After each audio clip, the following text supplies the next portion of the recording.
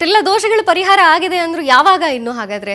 ಇನ್ನೇನು ಇಲ್ಲ, ಇನ್ನು ಸ್ವಲ್ಪ ದಿವಸ ಅಂದರೆ ಇವಾಗ ಇನ್ನೊಂದು ತಮಾಷೆ ಕೇಳ್ಕೊ. ನಾಳೆ ಬೆಳಗ್ಗೆ ಆಗುತ್ತೆ ಅಂದರೆ ನಾನು ಹೇಳ್ಬಿಟ್ರೆ ಏನಾಗುತ್ತೆ, ನಾನೇ ದೇವರಾಗ್ಬಿಡ್ತೀನಿ. ಅವನು ಬಹಳ ಬುದ್ಧಿವಂತ, ಯಾರೋ ಭಗವಂತ. ನಿನಗೆ ನೀನು ಹೇಳೋ ಟೈಮ್ಗೆ ಆಗಬೇಕು ಅಂತಿಲ್ಲ, ಒಂದು ತಿಂಗಳು ಬಿಟ್ಟು ಆಗ್ಬೋದು, ಒಂದು ವಾರ ಬಿಟ್ಟು ಆಗ್ಬೋದು. ಆಮೇಲೆ ಅವನಲ್ಲಿ ಒಂದು ವಾರ ಒಂದು ತಿಂಗಳು ಅನ್ನೋದೇ ಬ್ರಹ್ಮನಿಗೆ. ಒಂದು ಸಲ ಕಣ್ಮುಚ್ಚು ಕಣ್ ತೆಗೆದ್ರೆ ನಮ್ಮದು 1000 ಯುಗ ಹೊಟ್ಟೋಗುತ್ತಂತೆ. ಬ್ರಹ್ಮ ಒಂದು ಸಲ ಕಣ್ಮುಚ್ಚು ಕಣ್ ತೆಗೆದ್ರೆ ಅವ್ನು ನಿದ್ರೆ ಮಾಡೇ ಸಾಕಂತ, ಕಣ್ ತೆಗೆದ್ರೆ 1000 ಯುಗ ಹೊಟ್ಟೋಗುತ್ತೆ. ಅದಕ್ಕೆ ನೋಡಿ ಇವತ್ತು ಏನು ಪುರಿ ಜಗನ್ನಾಥ್ ಇದೆ, ಅವ್ನು ಕಣ್ಮುಚ್ಚು ಕಣ್ ತೆಗೆಯೋಷ್ಟರಲ್ಲಿ ಯುಗಗಳು ಹೊಟ್ಟೋಗಿ 1000 ಮಹಾರಾಜರು ಹೊಟ್ಟೋದ್ಮೇಲೆ ಮತ್ತೆ ಆಮೆಯಾಗಿ ಬಂದು ಅವ್ನು ಸಾಕ್ಷಿ ಹೇಳ್ತಾನೆ, ಇಲ್ಲ ಇವನೇ ಜಗನ್ನಾಥ ಪುರಿಯನ್ನು ಕಟ್ಟಿದ್ದ ದೇವಸ್ಥಾನ ಈ ಮಹಾರಾಜನೇ ಅಂತ ಅವಾಗ ಸಾಕ್ಷಿ ಹೇಳ್ತಾನೆ. ಯಾರೋ ಬ್ರಹ್ಮ ಸ್ವತಃ ಬಂದು. ಅದಕ್ಕೆ ಆಮೆಗೆ 500 ವರ್ಷಗಳ ಕಾಲ, ಒಬ್ಬ ಮನುಷ್ಯನಿಗೆ 120 ವರ್ಷ, ಒಂದು ಆನೆಗೆ 120 ವರ್ಷ ಅಂತ, ಗಜಯೋಗ ಪರಿವರ್ತನ ಅಂತ.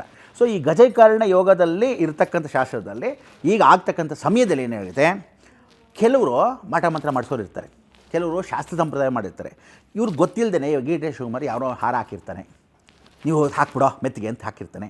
ಇವನು ಏನು ಹೇಳಿದ್ರು ಹ್ಞೂ ಹ್ಞೂ ಅಂತ ಇರಲಿ, ಮೀಡಿಯಾ ಮುಂದೆ ಹ್ಞೂ ಅನ್ಲಿ ಅಂತ ಮಾಡಿಸಿರ್ಬೋದು. ಮಾಟ ಮಂತ್ರ ಪ್ರಯೋಗ ಆಗಿದೆಯಾ ಹಾಗಾದ್ರೆ? ಡಿ ಕೆ ಶಿವಕುಮಾರ್ ಅವ್ರಿಗೆ ಆಗಿರೋದೆಲ್ಲ ಮಾಡಿಸಿರ್ತಾರೆ, ಅವ್ರು ರಕ್ಷೆ ಮಾಡ್ಕೊಂಬ ಅಂತ ಹೇಳಿದ್ದೀನಿ. ಇನ್ನೊಂದು ಏನಂತೆ, ದೇವರ ರೀತಿಯಲ್ಲಿ ಏನು ಹೇಳುತ್ತೆ ಅಂದರೆ, ಯಾರು ನಿನಗೆ ಎದುರು ಶತ್ರುಗಳಿರ್ತಾರೋ, ನೀನು ಬಿಲ್ಲು ಬಾಣ ಜೋರಾಗಿ ಹಿಡ್ಕೊಂಡಿರೋರು ಇರ್ತಾರೆ, ಅಕಸ್ಮಾತ್ ಹಂಗಿದ್ರೂ ಸಹ ನೀನು ಕವಚ ಹಾಕುವಂತ ನಾನು ಹೇಳಿಲ್ವಲ್ಲ, ನೀನು ಕವಚ ಹಾಕ್ಕೋಬೇಕು ಅಂತ ಹೇಳಿ ಭಗವತ್ ಹೇಳ್ತಾಳೆ.